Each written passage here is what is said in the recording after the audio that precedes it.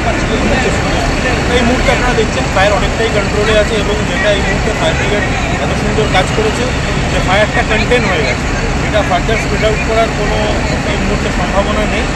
এবং আমাদের পক্ষে ফরচুনেট যে ভিতরেও কোনো মানে যে রিঅ্যাক্ট হয়েছে, তো সেই হিসেবে দেখতে গেলে বাকি কাজটা ফায়ার টেক সাম টাইম, বাট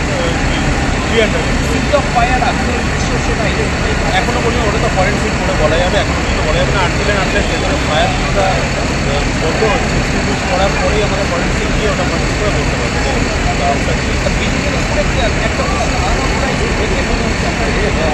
ওটা তো আমাদেরকে দেখতে হবে কি আছে না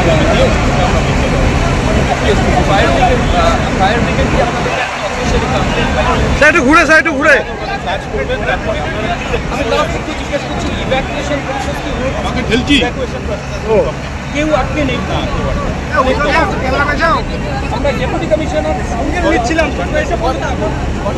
অ্যাকশন নিয়েছে তাড়াতাড়ি, কিন্তু দেখে বিল্ডিং এর উপরে মনে হচ্ছে যে বেশ প্রায় 20 ফুট অ্যাসবেস্টস দেওয়া, মানে যেটা আনঅথরাইজড মনে হচ্ছে। আপনারা এগুলো দেখে কি পুলিশকে জানাবেন এই ধরনের স্ট্রাকচার? দেখুন, আমাদের রিপোর্ট যে আমরা আছে দেবো, স্ট্রাকচার দেখার দায়িত্ব কর্পোরেশন, এটা আমাদের দেখার দায়িত্ব না। আমাদের কাজ হচ্ছে আগুন নেভানোর কাজ।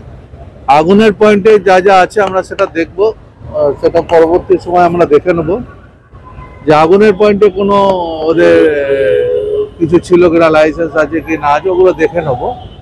কিন্তু স্ট্রাকচারের ব্যাপারে এটা আমাদের কাজ না, এটা কর্পোরেশনের।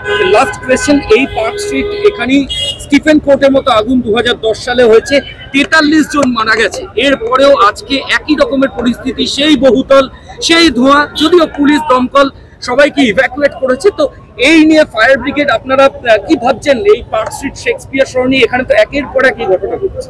শুধু পার্ক স্ট্রিট বলে না, সারা বাংলা নিয়ে কালকে আমাদের একটা মিটিং ছিল, আমি ছিলাম, আমাদের এসিএস ছিল, ডিজি ছিল, সমস্ত ডিএফওদের আমরা বিশেষ করে সাউথ বেঙ্গলের সবাইকে ডেকেছিলাম।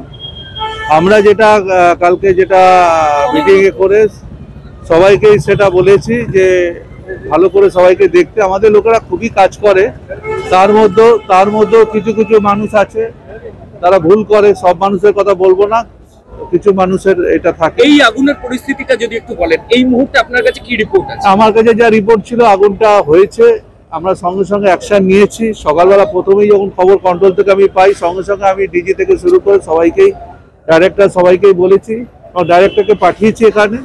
আমরা খুব গুরুত্ব দিয়ে দেখছি ব্যাপারটাকে, এবং এটা যাতে আগুনটা, প্রথম কাজ হচ্ছে আমাদের আগুন নেভানো, তারপরে পরবর্তী সময় অন্য ব্যাপার। ভেতরে কেউ আটকে নেই এটা নিশ্চিত করে গেছে?